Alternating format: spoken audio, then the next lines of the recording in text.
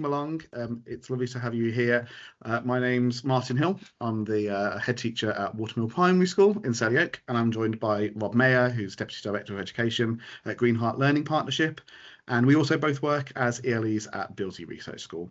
And we're kind of part of our role really is supporting that research schools network, sort of evidence advocacy and bringing that evidence informed approach to the heart of and kind of practice. And today we're really looking at professional development and how we can use resources from the EEF to support us in effectively designing professional development within our schools and our settings. So Rob, what are we talking about when we're referring to professional development? Thanks. Hi. So when we're looking at professional development, what we're really talking about is how we're improving teachers, and it covers a whole broad aspects of things, and we'll go through the mechanisms and stuff later on. Essentially, professional development should be at the heart of everything that we're doing. If we're doing effective professional development, we're closing gaps in all areas that we find within our schools and our contexts that we do to improve outcomes for our children that we teach as well. So there should be a really big weight added to professional development, especially within our calendar. In order to do that, really, what you need is to look at effectively what your professional development needs. And then the EEF have created a fantastic guidance report on effective professional development. Within that, they've got a brilliant example about Alina, the head teacher. Now, when you read within that professional development, Martin, with the head teacher, she's given a whole wealth of knowledge and approaches and everything that you can see within that. From that, really, it's about distilling down what is it that I want the professional development to be, what are the outcome and the goals that I need from that. And then with all that information that you can get, you can then start to really delve into deep on an approach that you can do. And in order to do that approach, really, you start looking at the mechanisms, and we'll go on to it later, and I know I'm going into it a bit now, but there's a building knowledge part, the motivating teachers, developing teaching techniques, and the embedding practice part of it. So going back to the example within the guidance report, it's really about pulling out what approaches I'm going to take within those in order to get that across to the staff that we work with to get that out. Yeah, I think I can really recognise and empathise with that position that kind of Alina's in within that case study, that they've got all the information, they've kind of got a bit of an idea of what they want to do, but actually how they drill down and have it to have a real impact. It's kind of, it's where do you go from here? How do you really kind of put it into place? And as you say, there's a lot of benefit from professional development. Yeah. We know that when it's done effectively, we know that the toolkit picks out, we can have kind of 6 months plus progress that can have a result. But how that's delivered can vary wildly and massively between settings and the steps that we take. So we really kind of got to drill down. It's okay, so we know we can have a big impact through this. We know that this can change children's lives on a day-to-day basis if we get it right. So how do we get it right? What are the steps to ensure that we've got that effective long-term embedded practice? I quite like the fact, I find it quite helpful that the guidance report breaks down kind of the 3 different types. So you've got your forms. It's almost like a way that you do PD. It might be that you do it through, I don't know, TLCs, teacher learning communities, or maybe you do it through instructional coaching or something like that. Then you've got your programs, and that might be almost like a branded thing. It might be something, a product off the shelf. It's got a bit of a predetermined structure, kind of maybe even a manual that you can use to pick up. And then the mechanisms, that's kind of, they're the gooey bit. They're the good bit, really. They're those kind of core building blocks that are observable, replicatable. It's your active ingredients, isn't it? The things that you know, if you can intentionally layer these in. And as you say, within those headings of building knowledge, motivating, developing technique, and embedding practice, there's quite a nice, I apologise, there we go. There's quite a nice way of thinking about a bit of an analogy, like toothpaste, that helps us think about these 3 different types. So it talks about really how you've got your form might be, I know it's a whitening toothpaste, which is looking at reducing sensitivity. The programs might be the brands almost, but then the mechanisms, that's your fluoride. Now I'm a Brummie and I live down the road from Cadbury's, so in my head it's Easter eggs. And really you've got your programs might be your brands of eggs, but actually if I'm making my own brand, I want to have those active ingredients. I want a bit of chunky blocks in it. I want some wisp. I want some of the popping candy, so it does really kind of pop and come together. And I think that I really like the way that it's broken down by these specific kind of 4 areas. But oh, hang on, I need to be careful not to go on that. I think it's important as well that the forms really, and I think when we go through the case studies of examples that we've had experience with this in, that there are plenty of different approaches to doing that, but what never changes are the mechanisms, that ingredients from your Easter egg analogy that go into what the PD is and what you're getting out from that. It's got to have the right ingredients. If it's not, then the outcomes aren't going to be as strong as they should be. So I think that's really important, that note that you made there in terms of that. Yeah, no, I agree. And it almost, for us as leaders, like, it provides a bit of a checklist. It's like, if we can make sure we've got something from each of those areas, we've got a good bet that what we're doing is going to be having an impact. I find it gives you better onboarding as well, because if you're using the research and stuff around you, it's not necessarily you saying, right, we're doing this and this is what we're going to do. It's right, this is what the research is saying, and this is the approach we're taking to learn this research and implement it within our classrooms and settings. Do you want to share with us a bit of an example? So we thought we could maybe talk through a few case studies of how we found the cogs and the mechanisms effective within our sort of PD within our schools. You shared a little bit there about that kind of going back to the credible source and using the research as the basis. Do you want to talk? You've got a bit of an example that you wanted to share with us. Yeah, I've got a few examples really, but I think the first example is probably when I was a deputy head teacher in a school. The teaching was good there, but it needed refinement really. We could really see that we could really pull more out from the outcomes that we were seeing from the children. So essentially, we started with the research. What is the research saying around what we need with that? We looked at the EEF approach on how we embed something and sustain it with the exploration and so on with that. And then from that, really, we built around, right, with these mechanisms, what are we going to use? Now, the approach that we took, so when we talk about the different approaches that you can use, the example I'm going to be talking about now in the school that I worked in was the walkthroughs. Now, I'm a really big fan of walkthroughs. I think it's been made really easy to follow. It's really good for consistency. You can really tailor it to whether you want it as a whole school or individual. It's just really fluid. So we went down the walkthrough approach with peer coaching with that. When we'd done that, we looked at the EEF and the mechanisms that we wanted. Now, ideally within this, we were looking at like that managing the cognition, the A1. We also looked at within this the B5. So from those, I don't know if you can read that on your screen. The B5 is a bit smaller. Yeah, providing affirmation and reinforcement throughout that process. Yeah, and I think that there was a really big part for us, because bringing staff along with that, almost doing it. We speak about, we do everything in a positive manner for children. Well, actually, we take the same take when we do the training with our staff as well.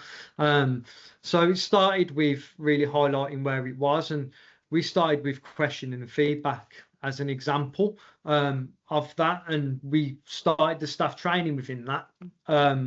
Then we set out the goal, where we're at, what we want to do, and we gave the time frame with the staff. We set out the expectations with staff and how we work with staff, so that everything was very much aligned and knowing what's going to happen moving forward for that academic year.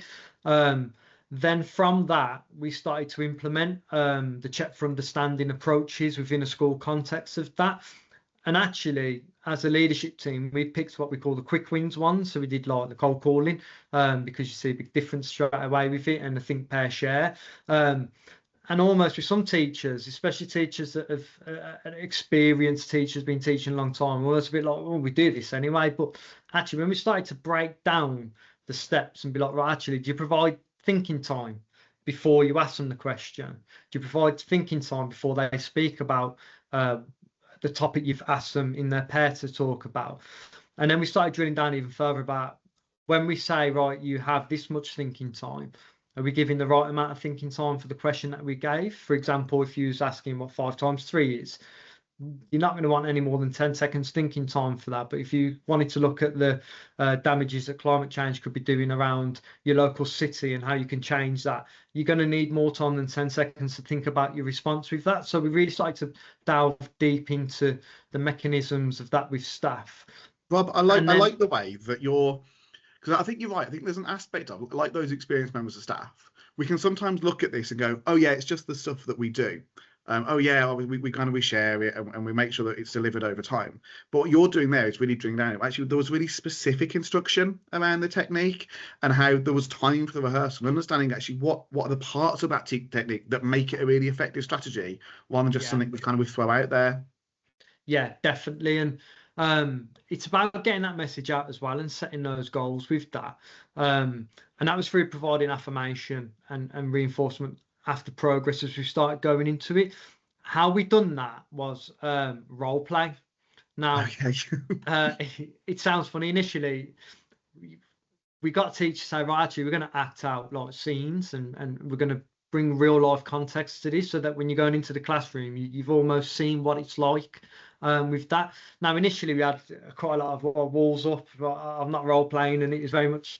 It's funny how teachers sometimes we say, "Oh, it's going to role play," and then we kind of introvert into ourselves, even though we're so extrovert in the classroom. I was going to say we can be really extrovert in the class. We don't mind making a bit of a fool out ourselves and put the children. Yeah. But when we're colleagues together, we all sort of come back into our shells a bit, don't we? Definitely. So that took a bit of trust and work, but actually, what I found that did alongside, and this is why I'm a big advocate of things like this, is it built teamwork anyway within that, which was unintended. Actually, it wasn't on our radar that, but that further built more teamwork together.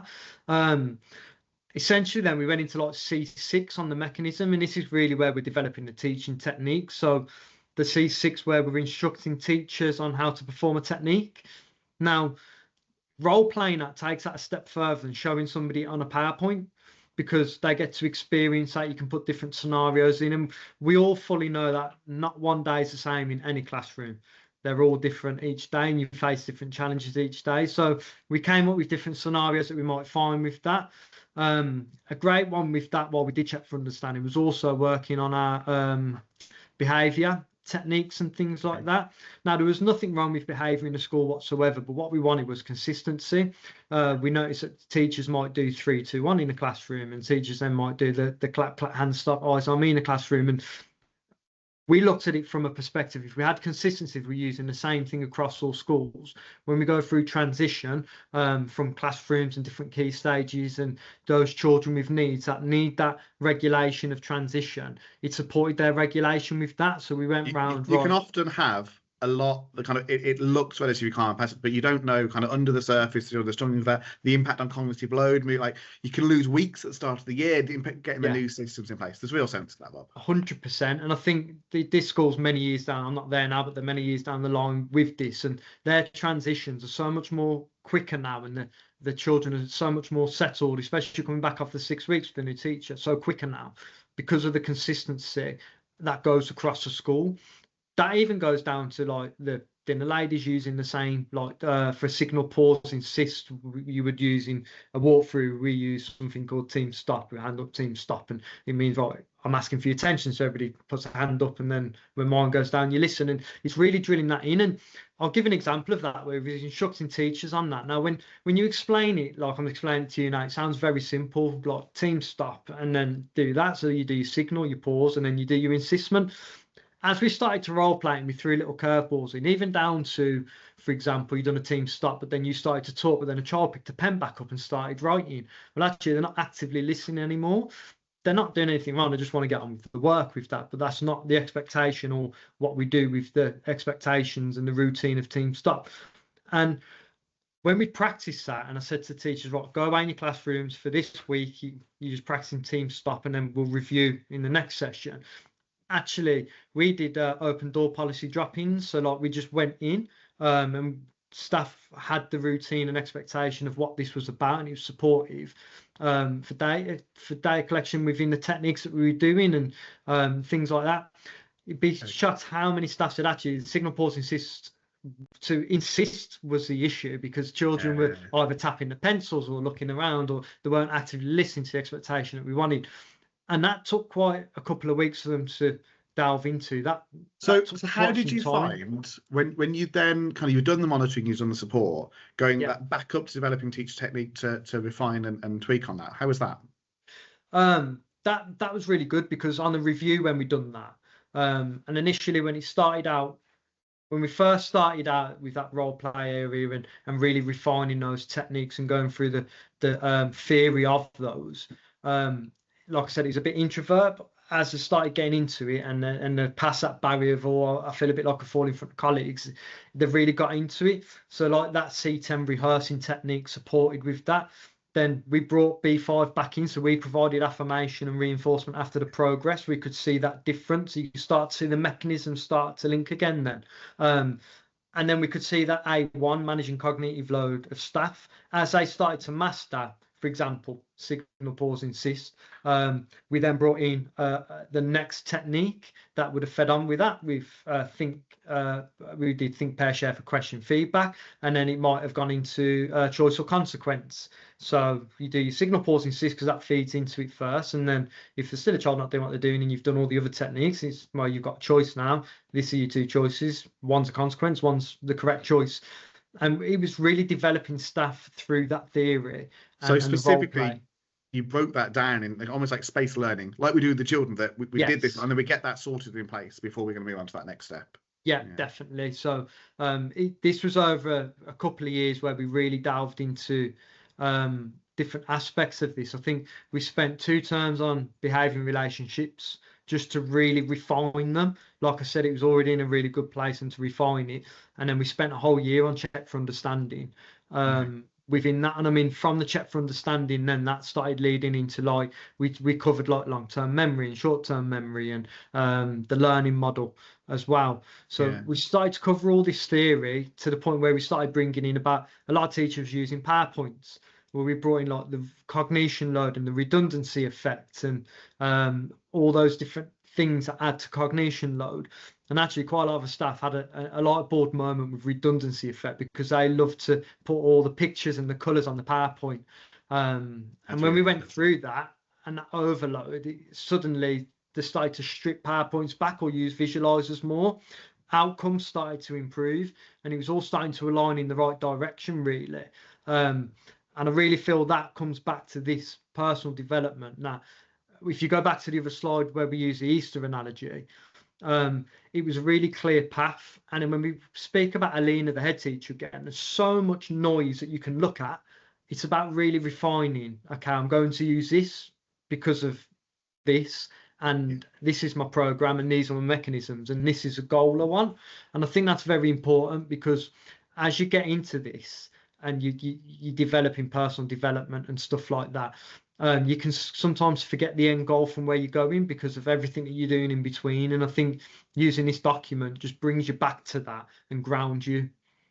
So I like that phrasing, it grounds you. It does it kind of, you're right, because there's so much we do within schools, and there's so much else that's going on. It just like brings you back. Let's get the basics. Let's make sure we're doing intention.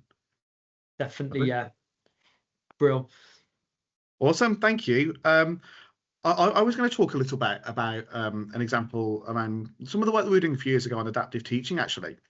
Yeah. So for us at Watermill, we wanted to make sure that we were having that balanced approach, that we were building the knowledge, that we were motivating, developing technique, and embedding practice.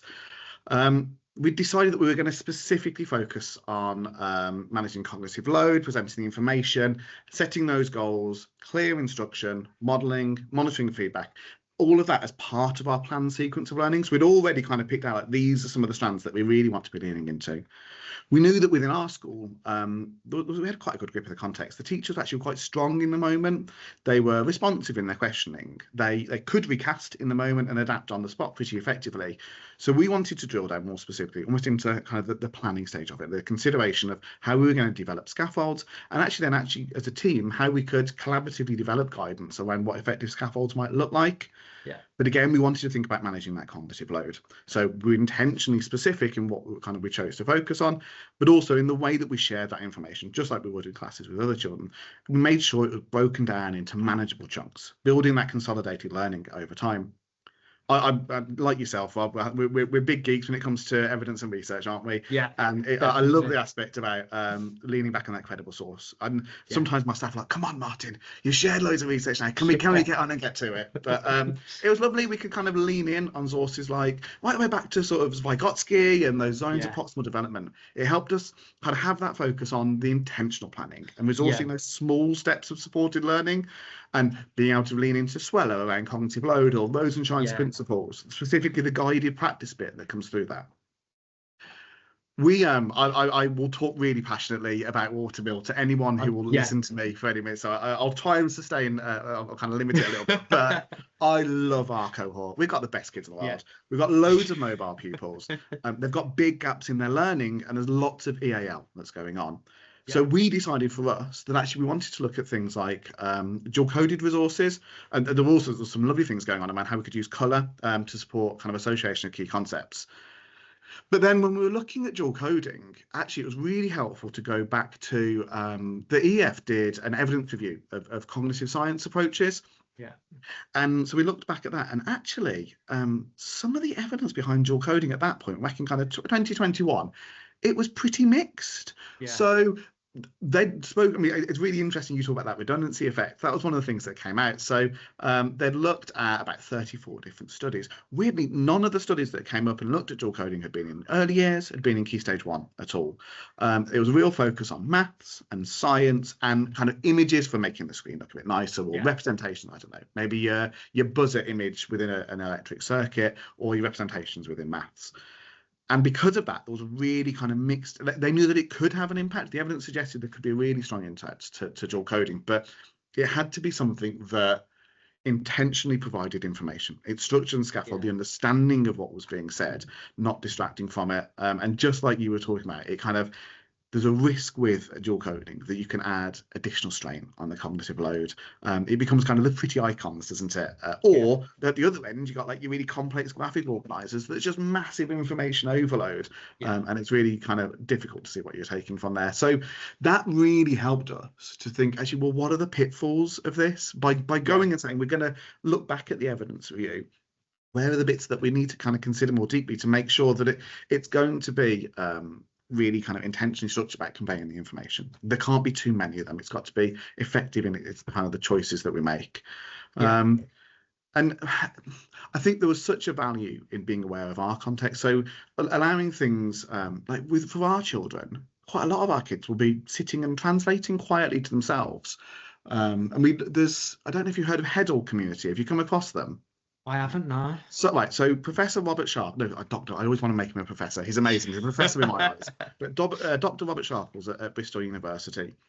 I almost see it like an EAL association. And they've got Heddle as this brilliant community. But the thing that we really shared was actually from this credible source, we just got 3 really basic, like, again, that kind of cognitive load, just a vocab, obviously, pause.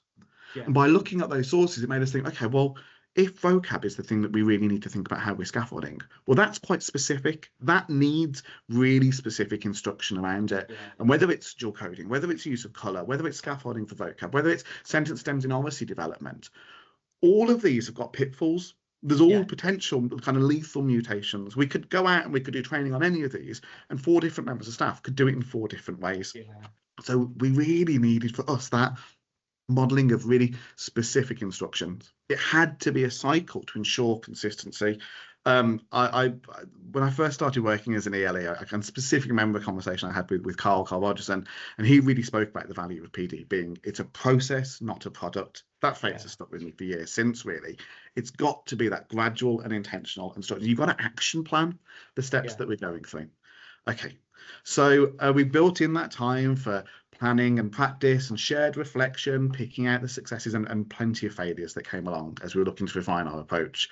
We needed a space for embedded practice, And similar to yourself, actually, we need to say, we've got some specific goals here. We're going to go away and we're going to do this, and then we're going to come back, because we needed a bit of shared accountability within it. It's not fair on the rest of the team if someone's kind of, oh, I didn't manage to fit it in this week. Well, actually, sorry, we're a team, and we're doing this for the children. There's real purpose and reason for it. We know that because that credible source has pointed out the massive impact that we can have for our children if we get these things right. And I think what I can think back. I mean, I don't know, Rob. I've been around for a while, I suppose, and I've sat in more than my fair share of kind of initiatives where there's lots of heat and light about this new latest thing, and it's forgotten, and we move on to the next thing, and it's madness, isn't it? We need to give that time and space to really sort of practice the development. It takes the time, and it's worth doing it. I think that's a massive point you make there, that again, all too often, even training I attend on sometimes, you receive this training, so right, off you go ahead and implement it. There's your product. Go do it. That's it done. You've had your training. Where actually that, like you said, what Carl Rogers said about it's a process, not the product, is exactly that. That when we teach children, we talk about space learning and recall of knowledge, and that when we think about forgetting curves, it is, but we don't do that to ourselves. All too often I see that we deliver an inset or a PDM, and then we move on to the next thing. And you're right, it is about really embedding that, and you're going to have those stepping stones where sometimes you'll take 2 steps forward, 1 step back, because that's a process that you go through. But then this is why you have these mechanisms and the guidance that ground you. You can go back to it, tweak it. And I also want to make a point about, you said about the research. I think the research is really, really key, because I think it reveals a goal to you sometimes. Like you talked about, and I know how brilliant the EAL stuff is at Watermill. The going through the process of the research and the understanding, to gain that understanding, allows you, like you said, to highlight the dual coding, doing the research around dual coding and finding what aspects of dual coding will fit for you and how that works for you, is massive. And I think that starts at that first point you made with the research. Well, and I think there's something in what you're saying about how, like, the steps become evident. And the days of going on I've been sent out for the day, I'm going to go and do some training on this, and then come back, maybe I'll do. And I can specifically remember sometimes being on training, like, I just want you, as long as you've got one thing that you take away from today that you're going to give a go. Yes. What a waste of time. How ridiculous to spend a whole day on something to maybe have one takeaway or one thing useful. What I can get really excited about school improvement. Yeah. Me too. What you said there is really kind of made me think about it. For us, when we were looking at adaptive teaching, actually, when we're looking at the head on a bit about Odyssey, it really made sense for our cohort that it all hung on language. And so when we're moving on to something else, kind of school improvement, that language gap was like, okay, well, we've done great work on kind of scaffolding there, but we need to continue this. And because of that, the next thing we focused on was Odyssey development, and really how that language was kind of intertwined, and the language was really integral, and get it right for our pupils, because they were I'm sure lots of children, language is essential, but for our children, it's the heart of what they need. I think it's not special, is it? I'd argue kind of language and getting the words right, whilst it really matters to those EAL groups, it matters as much for everything else. Although I'm going to be a bit selfish and say that our kids are a bit special. I think I'd argue that. But as we move on, kind of 3 years later, we were doing the adaptive kind of teaching approach and thinking about the scaffolding. We're still having those conversations. We're still having those reflections and check-ins.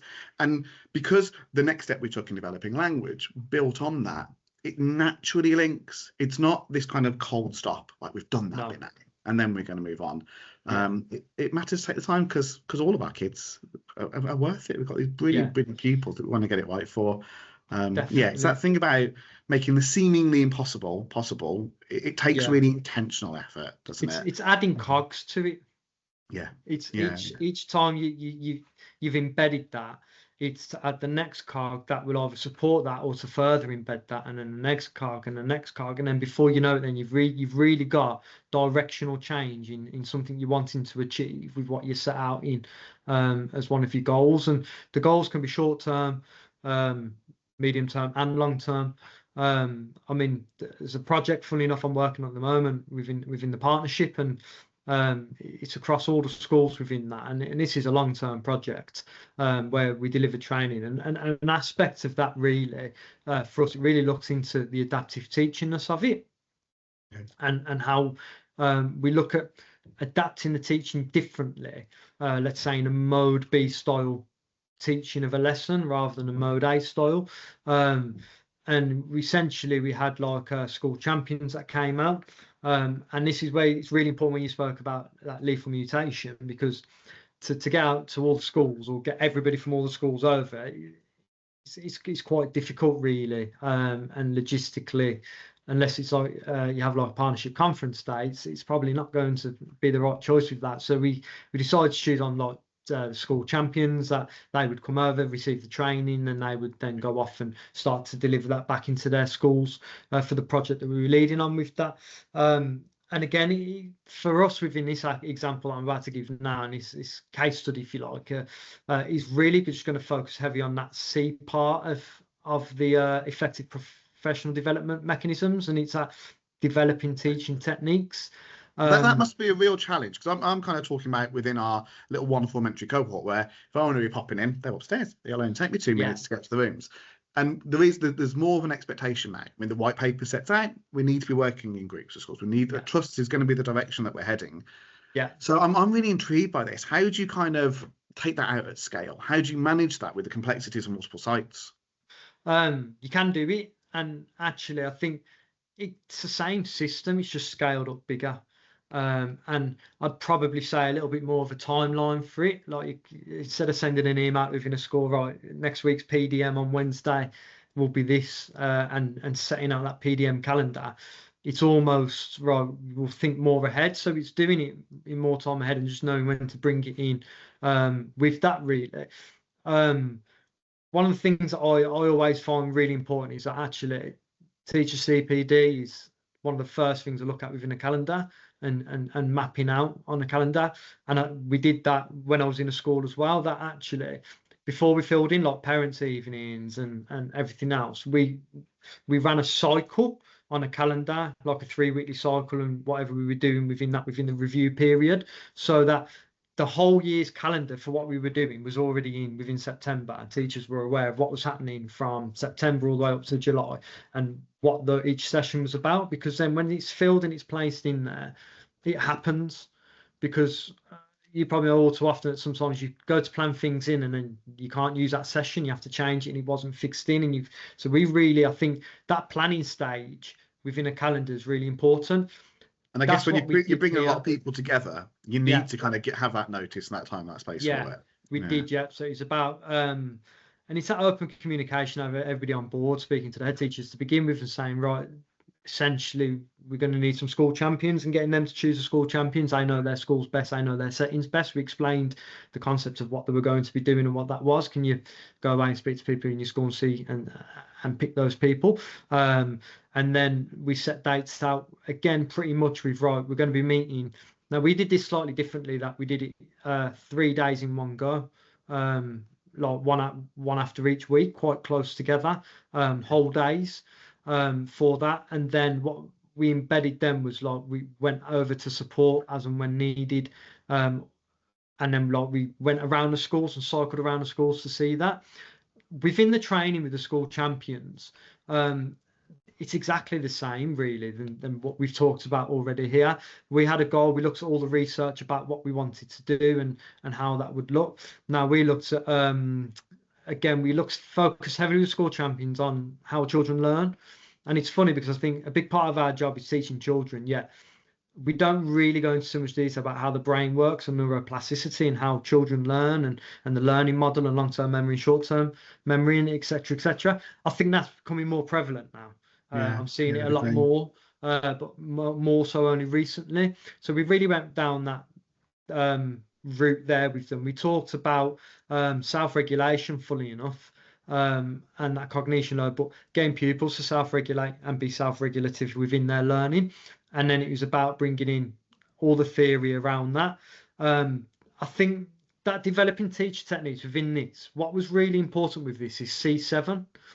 So that was arranging social support. And actually, I think often when I remember reading through this and I've read arranging social support, what is arranging? And it's actually quite a difficult one to do. But actually, I think how we set this up, that then suddenly became really important for us. That these school champions had to become a network and a team within themselves, that we needed to bond them together, that they could support on each other, speak to each other, share good practice, share what maybe didn't go well. And have like a group coaching session around that. And I know we'll discuss that probably soon. But it's the same thing. But that arranging social support was really important. Actually, what our school champions found around that was that because they had that, they were more willing to take risk as well. Again, there's like little things. It created that safe space. It did, yeah, it did. So as that team built with that, it allowed us then to model the different techniques. And we did it where actually the teacher was becoming more of a facilitator rather than a teacher, and that the children were being a lot more self-regulative. That when a child says, oh, for an example, I need to find this out, or we teach children, right, today we're doing this.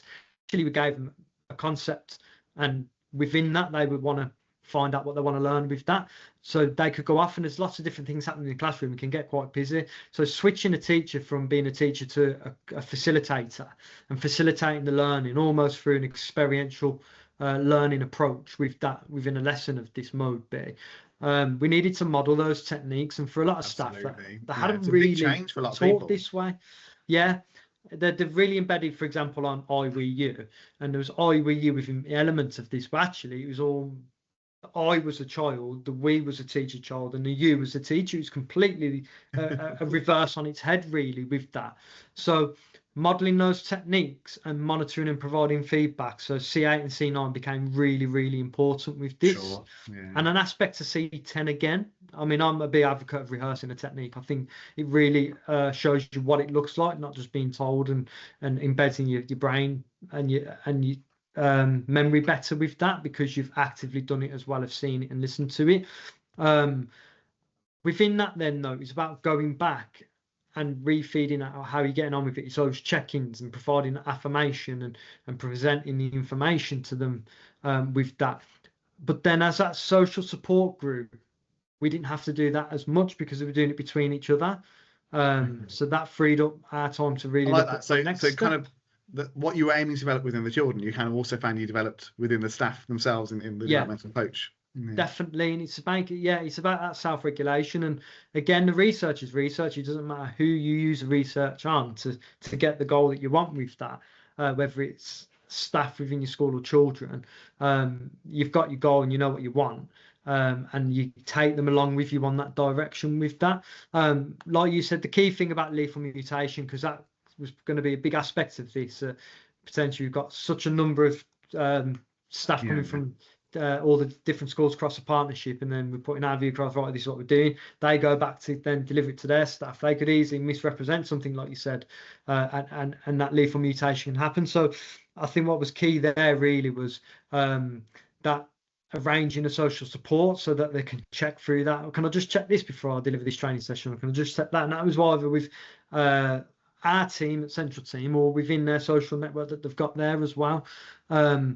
Within that, then you start to see teachers make additions to their adaptive teaching in a completely different context to what they've done before, because now it's the children leading the learning, but they're not necessarily adapting the teaching for the child to access it. They're adapting the teaching in the thought process to make sure that the child can maximize what they want to investigate in the way they've chosen to learn about that. And that's a big shift, and that took time. So these mechanisms became really important. Funnily enough, actually, we actually looked at these mechanisms on that training with the school champions, and we went through each one of these in detail, and what it is behind it and why each one is important in itself and together. Yeah, you can draw the curtain back, can't you? This isn't a secret. It's not something that kind of we'll quietly make sure we took that bit off. Like we're teachers, we get how people learn, we get that people need it, and actually I think actually myself, if I'm in some training, people go, look, we're taking some intentional steps here to make sure that what we're kind of sharing with you and asking you to do, there's purpose and there's reason behind it. Yeah, we might, I don't know, take you out of your comfort zone a little bit and doing some rehearsal role play, but the reason for that is because we've got this, and this is going to come from it. Yeah, no, treating people like adults is now. Yeah, definitely it is. It really is. And I know I mentioned about peer group support, the networks you've got. I think we should touch on that. Yeah, I was going to mention an awesome project that's been going on. So Bill's has been working with a selection of Worcester schools for a few years now. And there was some real kind of intentional planning around what actually would make the difference for disadvantaged pupils out in Worcester. Talk about that kind of the grass ceiling and the impact that it was having on those core disadvantaged cohorts.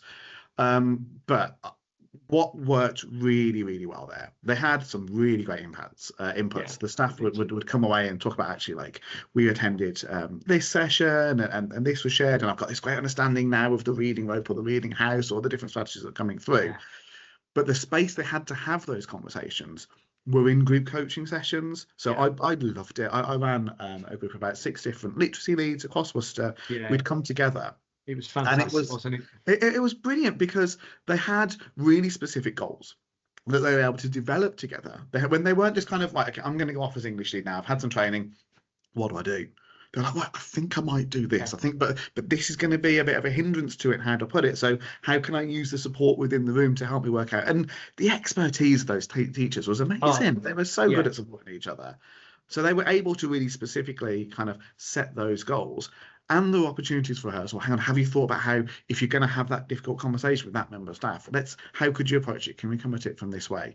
I've never seen anything like it. The group coaching that we had going on there, that peer support was just worth its weight in gold, because it just really meant that they weren't on their own. There's like a team around them that were really just there to support them and get support from each other as well. So you were running groups as well? Yeah. So I led one of the groups as well. And I must admit that the group coaching and the way it was done, quickly I brought it in over here because I could see the benefit and impact of it.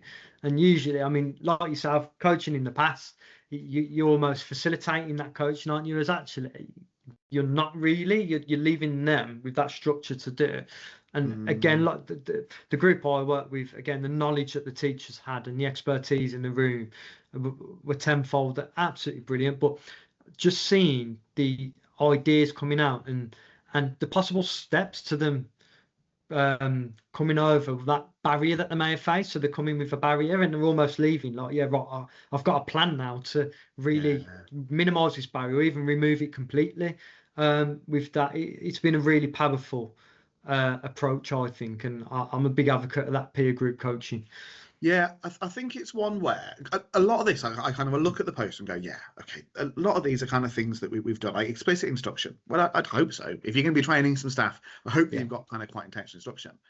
Actually, if I'm honest, have I always kind of developed sort of support networks around the way that we're doing it? Have I always advocated for it? Yeah. No, I've learned masses around the impact that can have. And I love this poster. I love this guidance support because it gives you the breadth of what works. We know we're not reinventing the wheel. There's things we've done because they've worked effectively, but the way that we do it, the intentionality between the way kind of and how we implement it is massive. It's great. Definitely. It goes back to your Easter egg analogy again. And I really like your analogy of the ingredients, because really that Easter egg, the ingredients, they don't change. Cadbury will kick out millions of eggs. The ingredients stay the same, don't they? So it's that keeping the cogs of the ingredients, that no matter what approach we're taking or what goal we're trying to achieve, the cogs are the ingredients for how we need to get to that goal. Yeah, but I think there's something really interesting about how that kind of is adapted within context, and how we're kind of thinking, well, actually, when we're looking at those different types of social supports, really making sure that it's right for our settings and for our schools. I think that's a real challenge, because it's like your menu, isn't it? All the bits that you're going to put into your Easter egg to make it amazing. But I like this kind of really specifically here. We've not touched as much on the sort of recommendations, because we focus so much within the actual the cogs and the mechanisms that we've got there. But really, the guidance report picks out that real intentionality of focusing on mechanisms, breaking it down into those 4 specific areas of the embedding practice, the technique, the motivation, building knowledge. But I think this one is a game changer as well. That actually, like, it's right that you're adaptive for your school. And like our example of where else from adaptive teaching, it made sense to move on to RSE, because for our cohort, that was absolutely the right thing that they needed to be able to take this on and sustain it in a longer term approach. And it all links really with the implementation guidance report as well. We do that. You've got really, really similar trends that come out, that we're engaging people. We're really sharing with them why it matters of what we're doing. We're reflecting, monitoring, and adapting. Well, that's driving the behaviours for effective implementation. Is recommendation 1 of the implementation report. And then again, recommendation 2 within the guidance report massively aligns with this, that idea of attending to the contextual factors that implement the implementation within your school. What's the thing that I can give you a bit of an example of a lethal mutation within our setting. So similarly, we'd looked at cold warning a while ago, and it's something that we'd had in place and kind of been strong across the school. And then we had moved on to actually wanting to give the children a bit more purpose in their contributions to discussions. So we talked about kind of, we were agreeing, or we were building on, or we were challenging. We kind of had these actions for children contributing into discussion. But actually, one of the things we're addressing now is, but that can undermine what we were doing before, because now we've got those same children who are actively engaged and want to take part, who used to be sat there with their arm in the air, and now desperately kind of, I want to build, I want to add on to it. Now, that structure is really effective, but the way that we put that into place has to fit with what we're doing in school already. Getting that kind of, for us in our context, actually, we need to think about how we're sharing that with children, so it doesn't detract from the bits that we're already using. And that's where, again, kind of leaning back to that implementation kind of support, that we're really using a structured but flexible approach. I love that phrase of tight and loose. And I think before I kind of came into school leadership, I didn't get it, if I'm honest. That how can it be tight and loose? But it's a real nuanced skill. It's a real fine art to kind of get that, well, this is where we're going. This is why we're doing it. And something like the mechanisms provides that really clear structure around it. But the way that we're going to do it is going to be responsive and in tune to what we need kind of within our context. It's Dylan Williams, isn't it? He says that everything works somewhere and nothing works everywhere. And you've got to get it right, kind of to the expectations for your setting and what's going on. It is, and I completely agree. I think as leaders of schools or even teachers within schools, that you know your class better, you know your school better, you know your setting. So you can take that research, you can take those cogs, and then you tighten it to fit for what you need within your setting. Yeah, and I think as a school leader, if I go back a slide, those cogs, what a lovely checklist. Have that on the wall, kind of as you're going through. Right, okay, this is what we're doing now, or actually, this is what we're trying to do, and it's not quite giving us the results that we want. Which of those 4 sections are we a bit weaker on? Actually, is it that we'd spent a lot of time developing technique, but people just really weren't motivated to get into it? They're just not that engaged in what we're doing, or vice versa. They're really engaged, but they don't know how to do it as effectively. It helps you sort of look back at what you're doing and go, okay, what can I take? How many can I get off the list? Because the more, I'm a big Easter egg fan. I want my crunchy bites, I want my whispers, I want my jelly babies, I want the popping candy. I want those active ingredients. Sometimes less is more, and again, that comes back to kind of context. But it's all about building those Easter eggs and enjoying, I guess. Definitely is, and I think, like you say, the more you can get in for what you need, the better. But you don't have to shoehorn every single one in and overload. You've got to be really kind of thoughtful in the choices that you make, but there's value to those, and if you can intentionally, effectively, and over time kind of layer that professional development that you're building, you can have a really great impact. Definitely. I agree. I think I've enjoyed talking with you today about this and getting into it with that. I think it just shows really how the PD guidance is so beneficial. And I think if you're doing any professional development, really start with the professional guidance and go from there, really. Even the structure for the framework and the process that we spoke about earlier, all the other research that you can go from and gather can be from anywhere, but I think the structure that if you follow this it's proven, like you said, where you can 6 months when done correctly. On this, there's lots of information on there, especially from like the clips from the classroom, where you can see I things and was going stuff to as talk well. about that. I haven't spoken enough about that. The Clips and Classroom is amazing. If people Yeah. haven't checked them out yet, just for really specific exemplification of, okay, I know, in some of the talk stuff we were doing, there was a great example of a maths classroom where the teachers were doing that role play that you were saying. They were really explicitly modeling to the pupils. Oh, the Clips and Classroom is absolutely fantastic as a resource that can really support that. It brings to life, this is what we're looking for. Yeah. Yeah, definitely. I think if you haven't seen them yet, get over to watch them because they are really, really beneficial.